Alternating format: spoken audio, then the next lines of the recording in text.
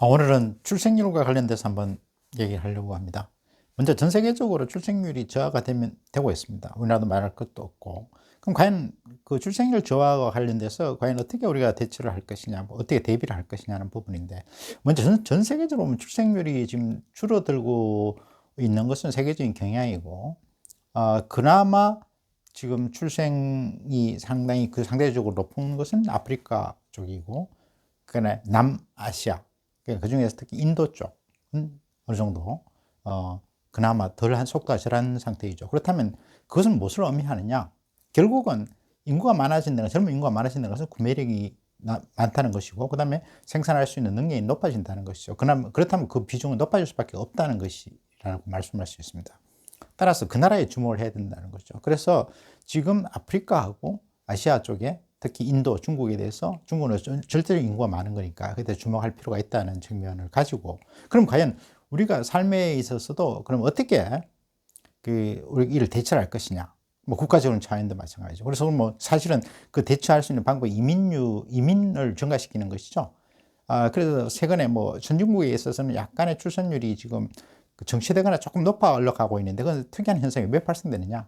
사실은 이민 때문에 그렇다는 것이죠. 근데 사실은 지금 뭐 그 유럽에서 일어난 것처럼 이민 반대에 대한 어떤 강한 어떤 운동이 많기 때문에 앞으로 이민은 확대될 수가 없을 겁니다. 그래서 우리나라도 마찬가지로 이민을 사실 한다는 게 쉬운 건 아니죠. 다민족, 다문화 가족이 많이 생기긴 하겠습니다만은 뭐 그나마 좀 낫겠지만 인위적으로 하기는 좀 어려움이 있을 겁니다. 즉 감정적인 문제가 있기 때문에, 정서적인 문제 때문에 그렇겠죠. 그렇다면 개인의 삶에서는 어떠냐?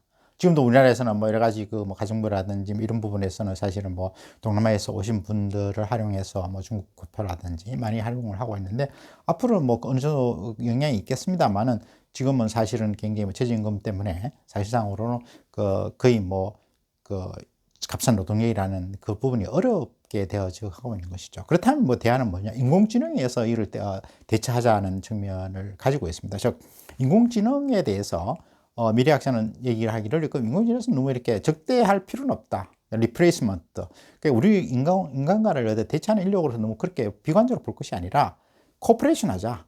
그래서 활용해서 생산을 하고, 그 다음에 또 그래서 뭐 나이 들어서 노년층을 케어하는 부분도 인공지능을 활용하자. 이런 측면으로 얘기를 하고 있습니다. 따라서 출생률과 관련해서 우리가 주목해야 될 것은, 다시 한번 보면 즉 세계의 어떤 경향을 파악해서 출생률이 그나마 높은 국가의 어떤 잠재력을 더 인정해서 그 나라에 좀 더 관심을 가지자. 따라서 지금 상태에서는 중국, 일본, 중국, 인도, 그다음 아프리카 쪽에 관심을 가져야 되지 않을까 생각합니다. 그리고 개인적 삶에 있어서는 조금 인공지능과 친화를 해서 자기 어떤 나이가 들어서 케어를 하는 부분도 인공지능을 통해서 할 수밖에 없다고 보여집니다. 일본에서는 사실은 노인과 대화를 하는 건 로봇 같은 게 많이 활성화된 것처럼 우리나라도 그렇게 되지 않을까 이렇게 생각합니다. 어차피 자녀들이 와서 이렇게 케어를 할 수 있는 상황은 안 되기 때문에 앞으로 그런 경향은 많아지지 않을까 같습니다. 따라서 우리가 출생률에 대해서 주목을 하고 그에 따라서 대비하는 부분도 생각해야 할 필요가 있을 것 같습니다.